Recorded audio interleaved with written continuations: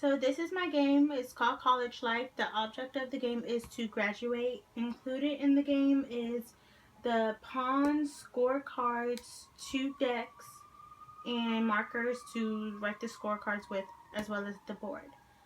The object of the game is to graduate, so you need to go around the board 4 times to simulate the 4 years of college. However, you need to obtain 120 credits, which are at the bottom, and other ways to earn it is in the academic advising cards to be able to graduate. If you go around the board 4 times but don't have 120 credits, then you have to keep going until you do.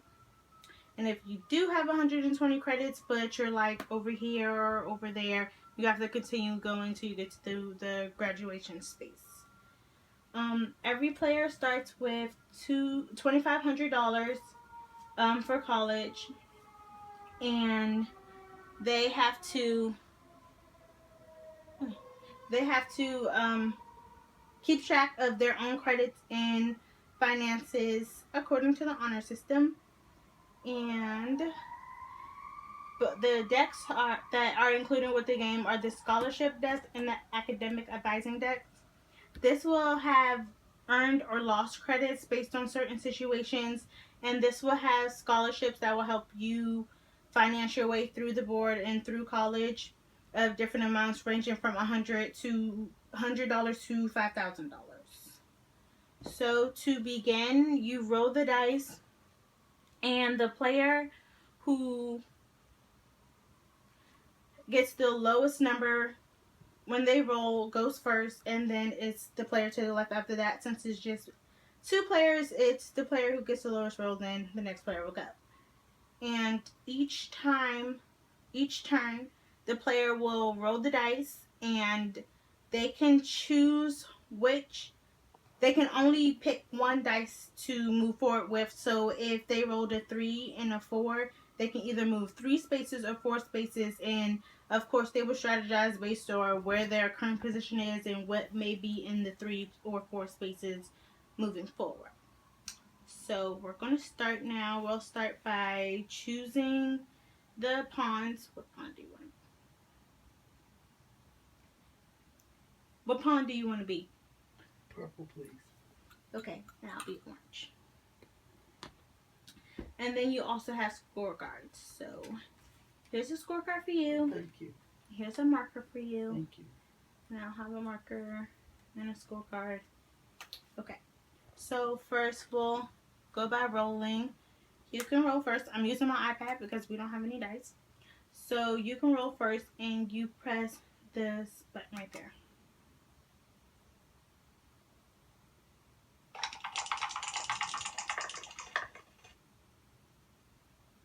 So you have an 11. Okay.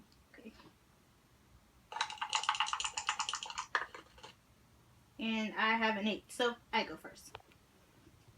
So again, I'm going to roll again for my first turn. And I have a 2 and a 1. So I can choose based on what's moving forward to go 2 spaces or 1. I'm choosing to go 2 spaces. And I land on an academic advising tile. So I will pick up a card. As you can see, it's not asking or telling me that I earned any credits, or asking or telling me that I have to pay any fees. So I selected the card, and it says excellent semester, and I earned 15 credits. So on my score sheet, there's a column where it has financial funds and a column where it has credits. I will just make sure I note my 15 credits earned. And then it's the next player's turn.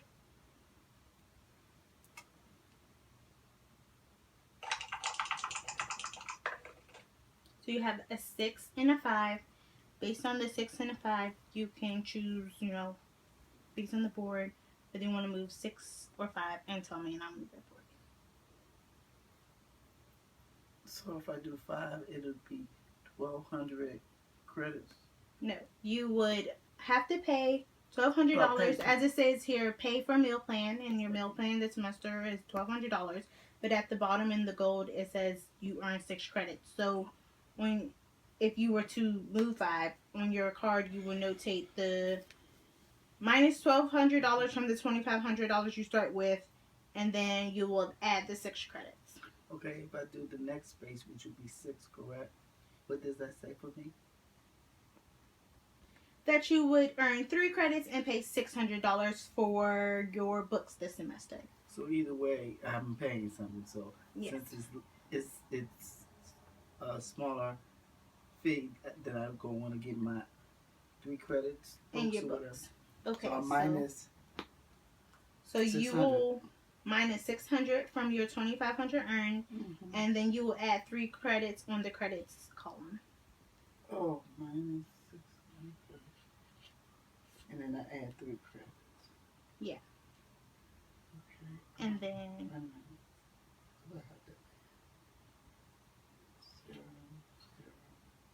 Maybe I should get a calculator. Yeah, in hindsight, a calculator might have helped. But just use your phone. Your calculator. Okay, so I have 1,900, and I have plus 3 credits. Okay, and here for the future is your calculator.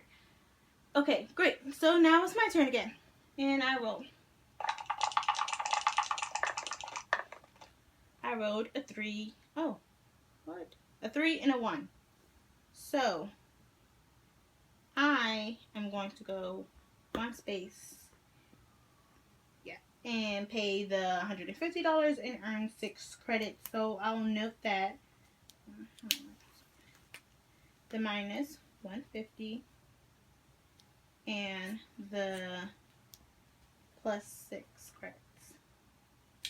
And then, okay, yeah, so I can do all of that math and jazz. And it'll be your turn.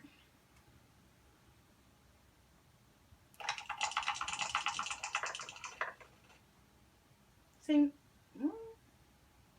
Okay, so you have a 1 and a 1.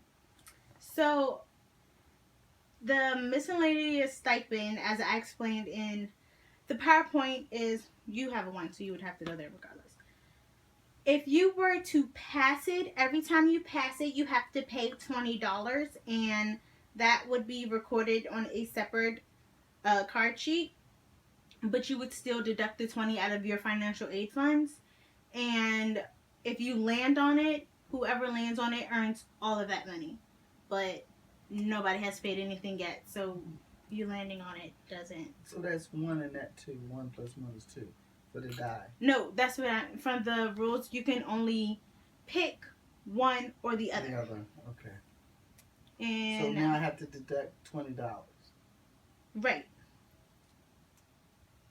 From my financial funds. Right.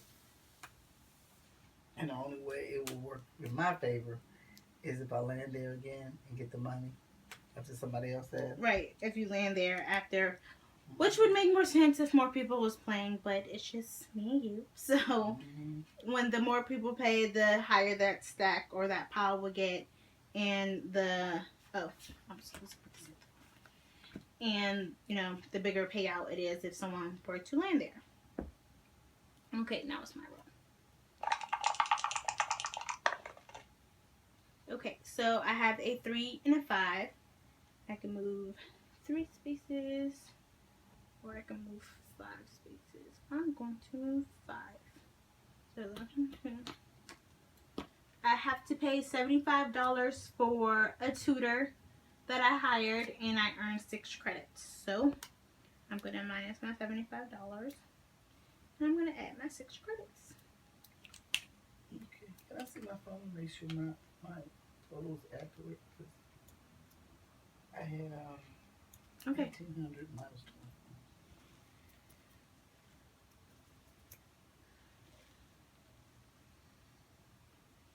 20. And when you're done, then it's your roll. 17.